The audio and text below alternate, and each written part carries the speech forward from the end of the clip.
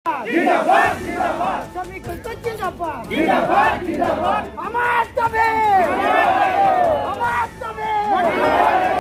৮ ডিচেম্বৰ তাৰিখে তালাপত এটা পথ দুৰ্ঘটনাত তালাপ আৰক্ষী চকীৰ অন্তৰ্গত মিচিমিকটাৰ বালিয়া প্ৰজা আৰু মুনি প্ৰজাৰ ২ বছৰীয়া কন্যা সন্তান অনিশা প্ৰজাৰ মৃত্যু হৈছিল।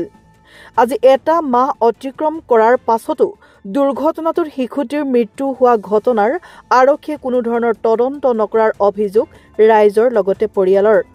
ৰাইজ আৰু পৰিয়ালৰ অভিযোগ যে দুৰ্ঘটনা সংঘটিত কৰা বাহনখন আজিও ৰাজপথত মুকলিকৈ চলাচল কৰি আছে।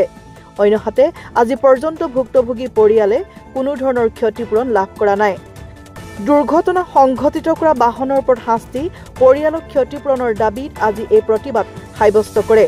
শিশুটিৰ পৰিয়ালৰ লগতে স্থানীয় মিচিমিকটা ৰাইজে তালাপ আৰক্ষী থানাৰ সন্মুখত কৰে এই প্ৰতিবাদ।